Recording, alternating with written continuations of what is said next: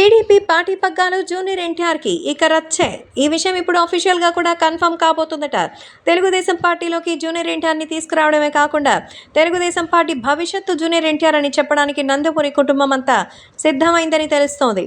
ఎన్టీఆర్ గురించి ఇన్ని రోజులు వచ్చిన మాటలన్నీ కూడా అవాస్తవమని, ఎన్టీఆర్ తెలుగుదేశం పార్టీలోకి రావడానికి సిద్ధమయ్యారని స్వయంగా నందమూరి కుటుంబం అంతా ఏకతాటి మీదకొచ్చి జూనియర్ ఎన్టీఆర్కి పార్టీ పగ్గాలు అప్పగించడానికి సిద్ధమయ్యారని తెలుస్తోంది.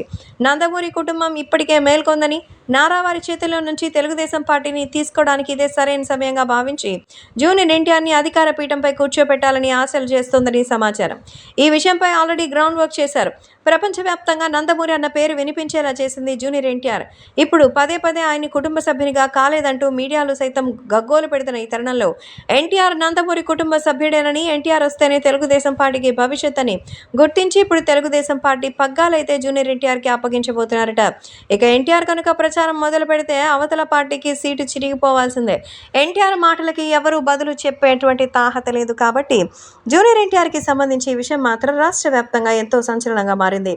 కాబట్టి జూనియర్ ఎన్టీఆర్ త్వరలోనే టీడీపీ పగ్గాలు చేపట్టి సందడి చేయడానికి సిద్ధంగా ఉన్నట్టుగా అయితే సమాచారం అందుతోంది.